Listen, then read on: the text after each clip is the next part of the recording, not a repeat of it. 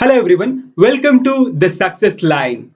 Myself Chintan D'Souza. Today we're going to learn about speciality of the Indian Constitution. That is what defines Indian Constitution, or we can say silent features of Indian Constitution. Before that, if you haven't subscribed to my channel, please subscribe The Success Line. Let us start. First silent feature of Indian Constitution is its source. Indian Constitution has borrowed most of its provisions from various other constitutions as well as Government of India Act 1935. Dr. B.R. Ambedkar proudly acclaimed that the Constitution of India has been framed after ransacking all known constitutions in the world.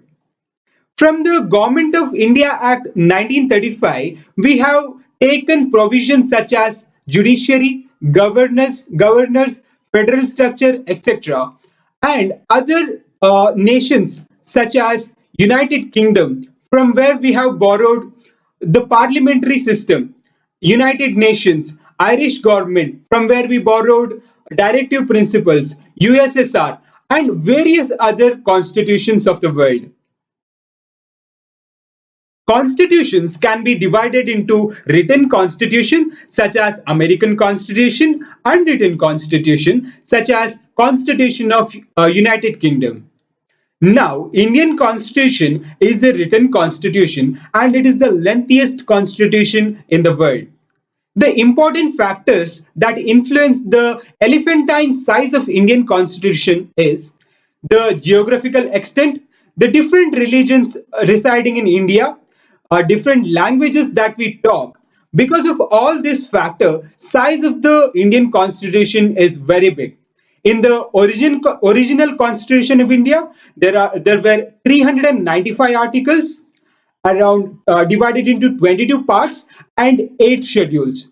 Now, you tell me in the comment section how many articles, parts, and schedules are there in the Indian Constitution presently. Constitutions can also be classified into rigid constitution and flexible constitutions. Now, a rigid constitution is which requires a special procedure or a special provision for its amendment. Example, American Constitution. In flexible constitution, it can be amended as easily as a ordinary law. Example, Britain Constitution. Now, Indian Constitution is a mixture of flexible and rigid constitution. Why? Because there are some provisions in the Indian Constitution that can be amended very easily. Now, there are some other provisions also which requires special provisions or special procedures for its amendment under Article 365 that requires the special majority in both the houses, that is upper house and lower house. And also there are some parts of Indian Constitution for its amendment. It requires the ratification of states also.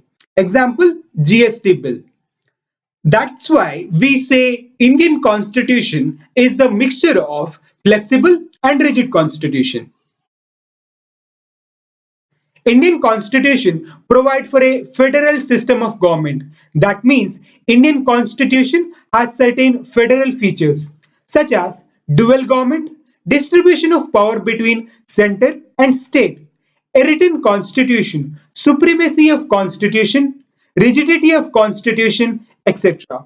Now, Indian Constitution also has certain non-federal features such as single citizenship, flexibility of constitution, etc.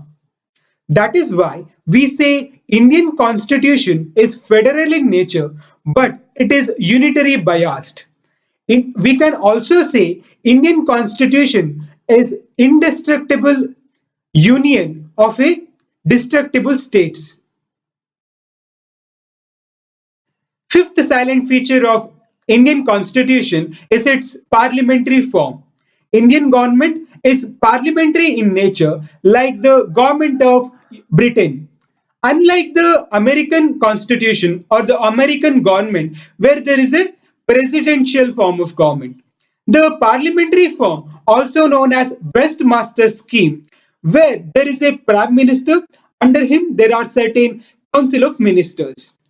Now, there are certain difference between Indian Parliament and the British Parliament. Like, unlike the British Parliament, Indian Parliament is not sovereign, and also Indian Parliament, Indian government, there is a elected head, that is the president, where in British Parliament there is a hereditary head hierarchy, that is king and queen. And there are some importance growing in the parliamentary form. The importance of the prime minister is growing nowadays. That is why certain scholars call it a prime ministerial type of government. Indian parliament is not sovereign in nature like the British parliament. That means Indian parliament is not supreme. In America, there is a judicial supremacy. Now, synthesis between these two systems are the speciality of Indian constitution. Let me explain it in the simple way. Now, executive, that is, president appoints the judges of the Supreme Court. Now, if a parliament passes the law, the constitutionality of that law is checked by, yes, judiciary, that is Supreme Court. Now, the judges of the Supreme Court can be impeached by Parliament. So all three systems are complementary in nature. That is the speciality of Indian Constitution. Part 3 of the Indian Constitution provide for 6 fundamental rights. That is right to equality, right to freedom of religion, cultural and educational right, right against exploitation, and main important of all, right to constitutional remedy. That is, if any of these rights, that is fundamental rights, are violated, Indian citizen can go to the Supreme Court and ask for the fundamental right. Now, Supreme Court can issue writs such as habeas corpus, etc., for the restoration of these rights. You should remember that fundamental rights are not absolute in nature. There are some restrictions. During national emergency under Article 352, all these fundamental rights can be taken away except for rights provided under Article 20 and Article 21. Part 4 of the Indian Constitution provide for directive principle of state policy. As name suggests, it is the direction given to the state while framing the policies. These principles can be divided into three broad groups: Gandhian, socialist, and liberal intellectual. These directive principles, unlike fundamental rights, are non justiciable in nature. That means it can't be forcible by law. These principles are provided for the promotion of ideals of social and economic democracy. Though Indian constitution is federal and envisages dual policy, it only provides for single citizenship. Unlike America, where there is dual citizenship, one for the whole nation, another for the state. In India, the citizens of India enjoys same political and civil rights all over India in different states and union territories, except for exceptional conditions. Indian constitution not only provide for independent executive, judiciary and legislative, there are also certain independent bodies such as Election Commission of India, Union Public Service Commission, State Public Service Commission, Comptroller and Auditor General of India. Now, how is the independence of these bodies taken care? Constitution of India provide certain features such as fixed tenure, fixed service conditions, and all the charges and expenses are put on the consolidated fund of India. India is a secular nation. The term secular was added to the Constitution of India, that is to the preamble under 42nd Amendment Act 1976. But Indian Constitution was already secular in nature in its basic structure. How can we say that?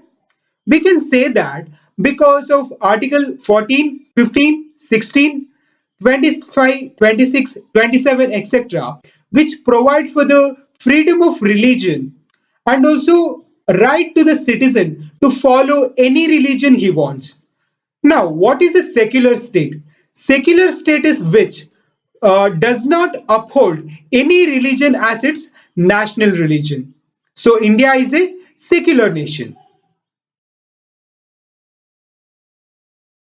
Indian Constitution contain elaborative emergency provisions to meet extraordinary conditions.